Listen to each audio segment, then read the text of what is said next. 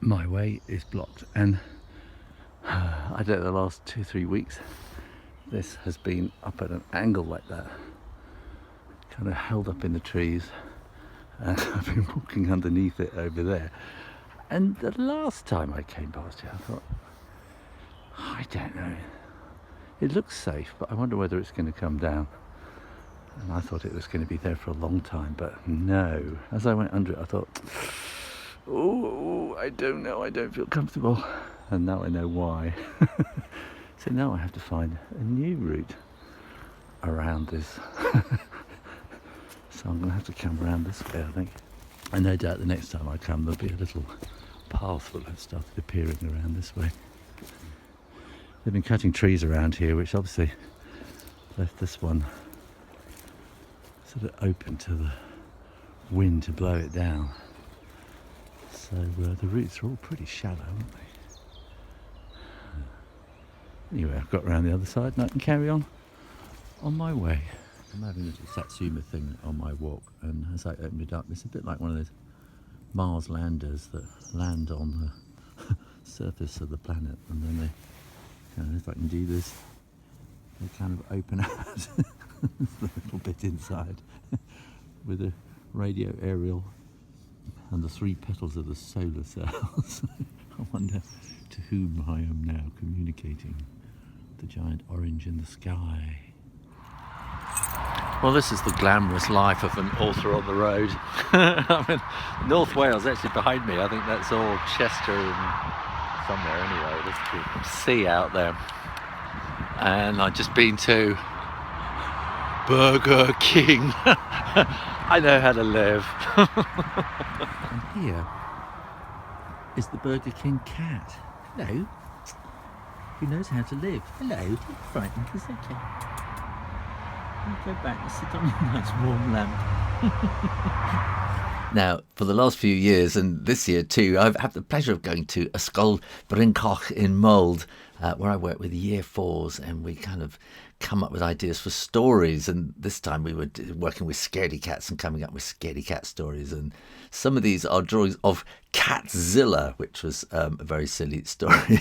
Catzilla in the end kind of ate up the whole planet and had nothing else to live on and just exploded. So here are some of the children's drawings you can see. Nearly going to put this guy. my scream socks on this. This guy is happy because he's got it. Fantastic, excellent.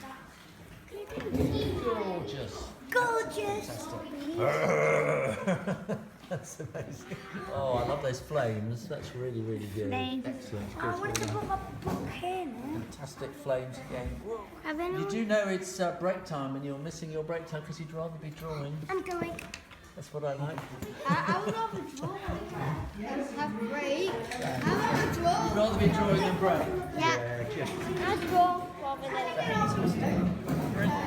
I love that. That's fantastic. I definitely want to come wrong with that one. Fire flame. Oh, he's really eating people, isn't he? Can I have the Eating pencils back people. then, please? Pencils back, please. I'm not sure whether it's the wind in the branches or it's a woodpecker up there. I think it's a woodpecker.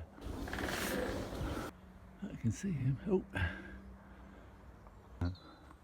It's a strange job that I have. I sit in my little shed here for a while, and I think I've been sitting here too long, and it's about time I went to see bits of the world. And the great thing is I get asked to come and visit schools and interesting places and meet people, and it's really, really great. And then I kind of drive back home, and the next day I wake up and I am totally wiped out. And then I sit down at my desk and kind of look at what I've got to do, and I've got sort of 2 fairly major illustration projects on the go. I've got 2 drawing channels to keep up with, and there's a picture book thing that I want to do on Kickstarter later this year, which I should be planning. And I sit down at my desk and go, gugh, and a whole day goes by, and I kind of managed to answer emails, and that's about it really. And and then I go and have a walk because that usually kind of helps clear the head. Around about 6 o'clock in the evening, then I'm starting to get my brain working again. But it's kind of too late to get anything done. And so the next day, then finally I get a load of work done. So I kind of spend the day after a school visit preparing and getting myself sort of my head back together again. But and then half the time I think I'm never going to do this again. I'm never going to visit schools again. It's far too tiring, far too exhausting. And then after about a week sat on my own in my shed, I'm thinking, please, somebody ask me to come and visit a school and let me go somewhere. So it's a kind of a strange old thing. I suppose part of it, of course, is also sort of sitting on your own all day and having sort of conversations in your head all day. And I was explaining to the children this week, they say, oh, what's it like to be an author? And, is it great? Do you get recognised on the street and all that kind of thing? I said, no, it's all about sitting in a shed on your own. And, and that's, I think that's what puts a lot of people off. A lot of people will say, oh, I'd love to be a writer or something like that. And what it involves is sitting on your own for hours and hours and hours, all on your own, all day long, slowly driving yourself mad with these sort of conversations that go on. Yeah, so I suppose in some ways it's quite good to be able to talk to you on YouTube. So I suppose in some kind of way this is helping with my sanity. Thanks for watching, and you can support this channel and get so much more on my Patreon page. Click to find out more. Make sure you are subscribed to the Shoe Rainer Drawing channel on YouTube, and in the meantime, keep drawing, practice, and I'll see you next time. You take care now. Bye bye.